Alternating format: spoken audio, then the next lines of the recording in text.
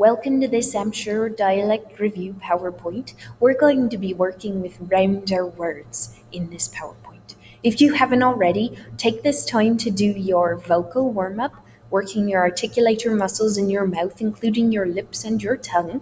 We will be using the tongue a lot in this exercise, so make sure you do and make sure to reverberate in your resonators of your stomach, your lower ribs, your chest, your throat, your mouth, nasal passages, or your sinuses, and the top of your head. We will be using those today. Once you do that, we can talk about the physicality of this dialect. You'll notice that the tongue is working more to produce these sounds. There is more rhoticity, which means that we do more and the lips are a little bit more rounder. The tongue is very active in this dialect and produces sounds a lot more than in RP. Also, you'll notice sometimes when we produce sounds, we widen the lips a little bit. We don't keep them as pursed as we do in RP, but we can. We will just widen more often. The open throat is also very important, so yawning is a good exercise to do before this one too. Sometimes you will notice that the tongue seems to push out the sound. So it pushes from under here, pushes that sound out of your mouth while your mouth is wide. Action range. You can see Mark Hardiman's dynamic acting theory for more information about this. In terms of pitch, this dialect is very indirect, and vowels are almost always sustained in an indirect fashion. But there's more work, so you can think of carving. These vowels are often turned into diphthongs, which are two vowel sounds put together to create a longer vowel sound, or triphthongs, which are three vowel sounds put together to create a longer sound. There's more work, as we have already noted. There's sort of a gouging or carving action range with this dialect. If you're having trouble, start moving your body in a gouging or a carving or a curving way before coming back to your voice. That usually helps. You can be quicker or slower in this dialect, but you should be taking care to articulate your words. I notice that ing sounds are often shortened when we're saying words like running, jumping, sprinting, reading. But ing sounds are not shortened when we say words like king, wing, sing, bling. Sometimes characters speaking in this way will formalize their speech when they're talking to somebody of upper class. So sometimes their vowels will change, and sometimes they may not produce their R's. Sometimes they'll switch to the schwa, that vowel R, and create a diphthong sound instead of using the more rhotic r. This usually happens if they're not talking to their buddies, but if they're talking to their mates, they may even get more wrapped up in carving their language so that it almost sounds like mumbling. Sometimes it may be very hard to understand. You'll have to talk to your director and your dialect coach to make a decision about your character. I want to remove some of the mystery about this dialect. There is general mystery surrounding the IPA, the International Phonetic Alphabet, which is used to document sounds with little symbols. So I've included those little symbols in the little slashes you'll see below. Don't be scared, this isn't that hard. It can be very simple. It's not magic, it just takes practice. There is significant rhoticity in this language, as we've already talked about. There's more sound. This is called R coloration. It's written as a normal symbol inside those slashes. And you'll hear it most in north and words like roses.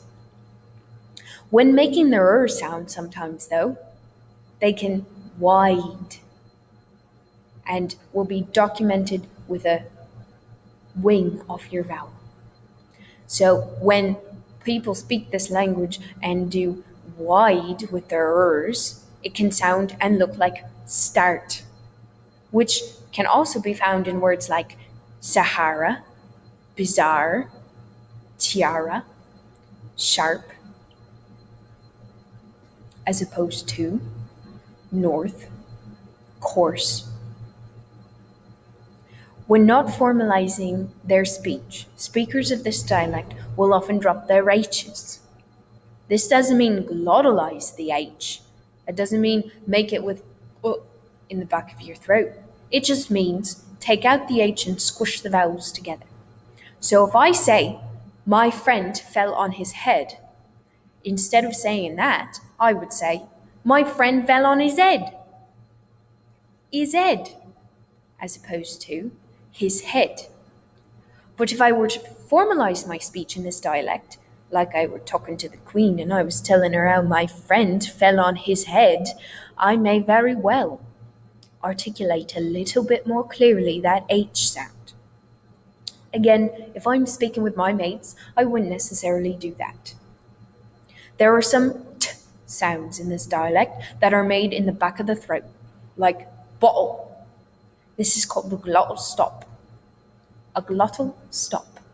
A glottal stop. And it's usually found in a Cockney dialect. Again, if I'm formalizing my speech, like I'm talking to the Queen, I won't do that. Bottle stopper is a good one to practice to get a hold of that. If you're doing RP also, you'll know how to not do that in order to formalize your speech. See my other review. The openness in the back of the throat is still important, like we do in RP. Sometimes you want to yawn to get sounds like always, down, always. You'll notice the presence of hardly any l sound at all in that one. Always, bought. The long E sound is turned into a diphthong in this dialect, like in the words tea, and dream, see, cream, bean. Long I sounds are also diphthongal. Sometimes it's called the Canadian rising diphthong, as in wife, and high, and inspire. Here are some words that I notice people have trouble saying in this dialect. Bottle, if you're informal. Bottle, if you're formal.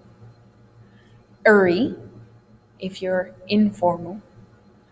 Hurry, if you're formal rather. Inspire. Rainin. Notice I took off the ng. Stream. Sharp. Notice the wide R sound in that one. Some tongue twisters to help you out. Long A sounds. Start with, afraid it'll stay raining all day. I've included some punctuation here in the last tongue twister so that you may be able to read it in the same syntax and rhythm too. Glottal stops include, I've got a proper bottle stopper. That's a really good one to work on. Long E sounds. I've been seeing Irene for tea lately. And the mixture of some of the sounds that are trickier to do. Gotta take a train 'cause it's raining, so no use complaining. It is always important to go back through these in many different ways, using different intonation to make different sense of it. For instance, afraid it'll stay raining all day. Yes, as opposed to afraid it'll stay raining all day. I've got a proper bottle stopper versus I've got a proper bottle stopper. I've been seeing Irene for tea lately versus I've been seeing Irene for tea lately. Gotta take a train 'cause it's raining, so no use complaining.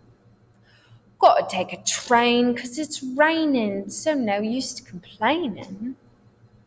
See how intonation and pitch can change your dialect and change the sense of your words? If you're still struggling, you can see this link. Here you will hear two different recordings of a woman who speaks both of a script, and improvising a conversation. I hope this has been helpful.